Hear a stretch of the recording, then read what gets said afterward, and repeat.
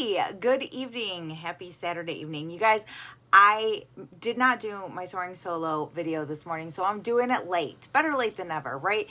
I actually went and did a 5K this morning with some of my girlfriends. You know, I have a separate tribe I was hanging with. It was awesome. We had a great time, and I did not have great signal out there, so I was going to do it on my walk. That was the plan. I thought, we'll just do it while we walk. That's all right. Well, didn't work out so well. So I'm doing it now, better late than never, and I still haven't showered yet. Don't judge. Don't judge. It's just how it is sometimes. You know what I mean? I'll make it there eventually. So I hope you guys are doing well. Today we're going to talk about healthy relationships with your kids, but I want to start with a little story. Okay, so bear with me. I'm going to read this to you. Give me just a second. This is the story that I want to start with. George went on a vacation to the Middle East with his family, including his mother-in-law. During their vacation in Jerusalem, George's mother-in-law died. With the death certificate in his hand, George went to the American consulate office to make arrangements to send the body back to the United States for a proper burial. The consul told George that to send the body back to the United States for burial is very, very expensive. It could cost him as much as $5,000. The consul told him, in most cases, the person responsible for the remains normally decides to bury the body here in Jerusalem. This would only cost him $150. George thinks for some time and answers, I don't care how much it will cost to send the body back. That's what I want to do. The consul says, you must have loved your mother-in-law very much, considering the difference in price. No, it's not that, says George. You see, I know of a case many, many years ago of a man that was buried here in Jerusalem. On the third day, he arose from the dead. I just can't take that chance. So I thought that was a pretty funny story.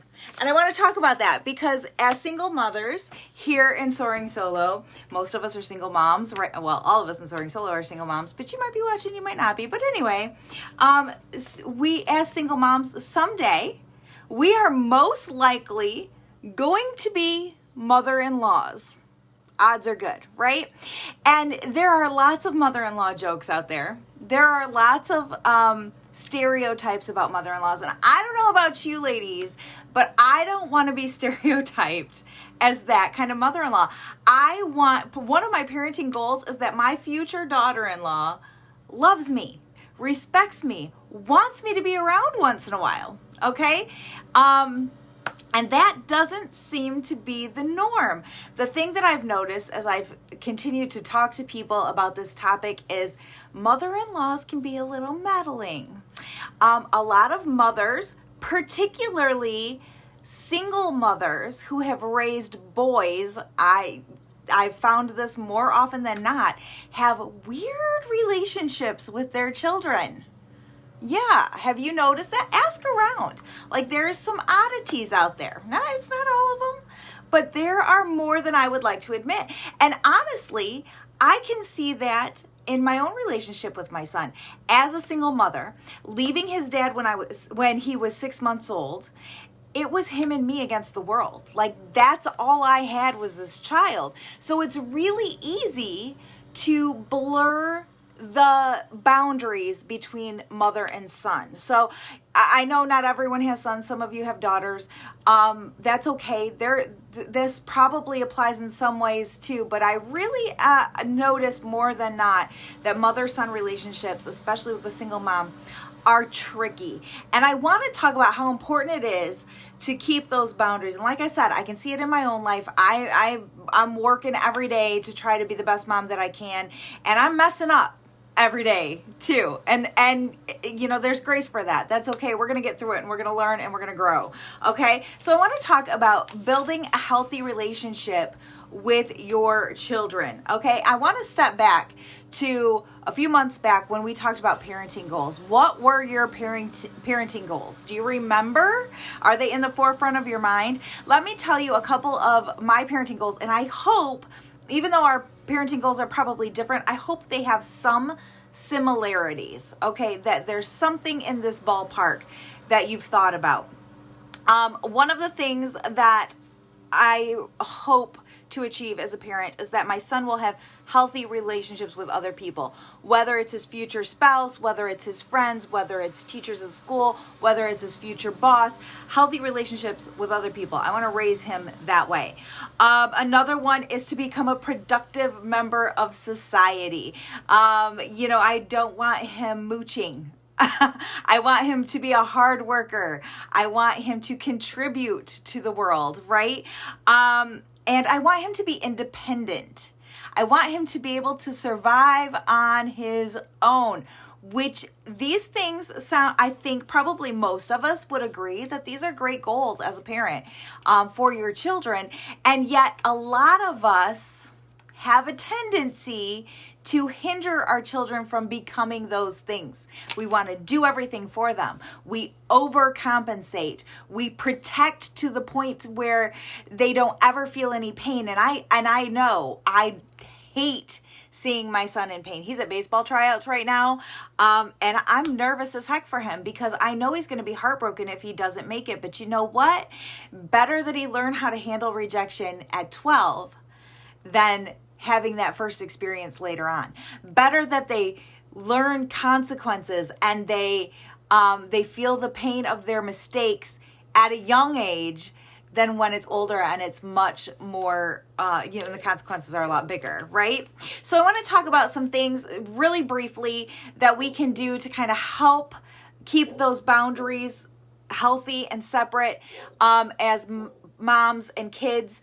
And then we're going to dive a little deeper, I think, in the next few weeks, because I think this is a big topic that needs to be addressed, but just we're going to scratch the surface today. So the first thing is we're going to set some boundaries. Make sure you have some boundaries set. They are your child. They are not your BFF. They are not your boyfriend. Okay. I say that because I've seen some weird situations, and I'm not going to name names, but where moms almost seem to get jealous of their son's girlfriends. That should not happen. You should be glad to see your son finding a good woman someday, or your daughter finding a good man someday. That shouldn't be something that you're jealous of. We want to remember that you are the adult and they are the child. Okay, so when we're talking about different situations, when we have stresses, they are not the ones that we go to discuss our stresses. This is why we have our tribe, right? This is why we have our other women that we can go and talk to, that we can stress out with them. If you're having financial difficulties, one income households are tough. If you're having financial difficulties, we need to teach our kids that sometimes the answer is no because it's not in the budget, but we don't need to worry them that we don't have the money to survive. There's a fine line. Those are things we need to think about. They are not your friend. They are your child. Okay. The second thing I want you to consider is you need to deal with your insecurities, you as a mom, okay? Because your insecurities are going to rub off onto them. So if you are not secure in who you are, if you don't have the self-confidence to be what God created you to be, you're going to see those same issues in your children because they reflect everything that you put out there. So it's really important that you deal with those insecurities. Like I was talking about the whole weird situation that I've seen in multiple, there's been several cases where the mom gets a little jealous of the daughter-in-law. You got to think about this. You want to prepare him for his wife or her for her husband. What do they need to know when they become a spouse? What and this is hard because we're single moms. So unless you had a really healthy relationship and you lost your spouse, maybe a death situation, most of us are divorced or we got into really bad situations with people we probably shouldn't have had relationships with. Maybe we don't know how to handle those relationships. Maybe we don't know how to prepare them for their future spouse, but we need to learn. We need to learn how to prepare ourselves for a relationship with someone so that they can see what a healthy relationship is. Okay, so deal with those insecurities. Where you're insecure, where you might get a little jealous of losing that attention, you've got to find another way to get that attention. Okay, and the third thing that I think is really important is you need to help them become independent. You need to let them do things for themselves. Again, this is something that I see all the time. This is something that I have a tendency to do all the time. I struggle too, y'all. Believe me. They need to do age appropriate things. Okay, if you're doing everything for them, they will never survive in the real world. So maybe you need to let them cut up their own food. Okay, age appropriate, of course. You're not gonna give a 2-year-old a sharp knife. Okay, use some sense, y'all. But by the time they're 12, if they can't cut up their steak, there's an issue. All right. Maybe you give them some chores. Maybe you give them some responsibilities so that they know how to do laundry and do dishes and help put the groceries away and things that you do on the day-to-day so naturally, and it's much easier if you just do it yourself. I know that. It goes a lot faster. But if we're not teaching these kids to do this and they're not independent and you're not letting them figure it out.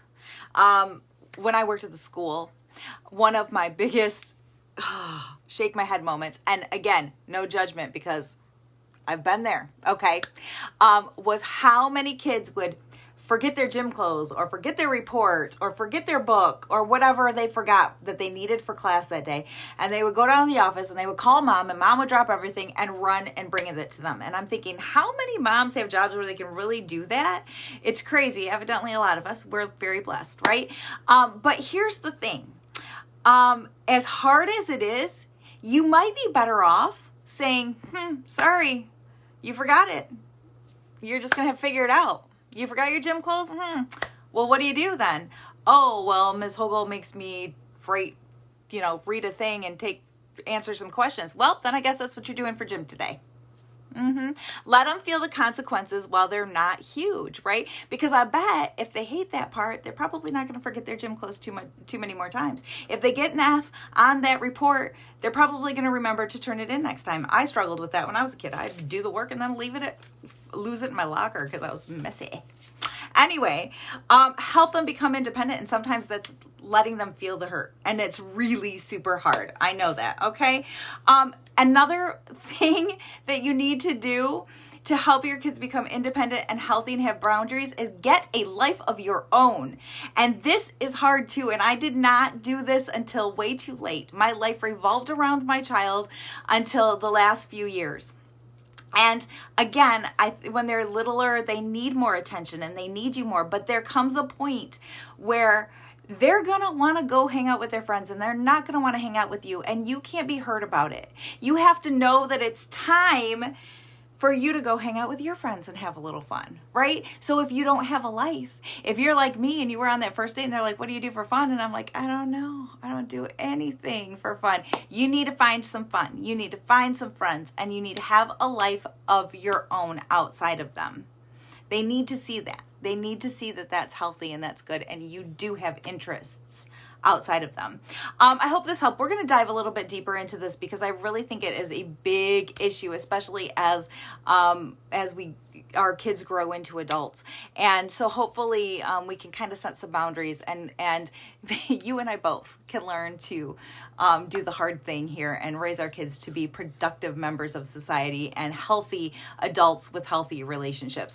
I hope you guys have a great weekend. I will see you next week. Just remember, you may be sorry. How about this? I can't talk. You may be soaring solo, but you are not tackling motherhood alone. We'll see you guys next week.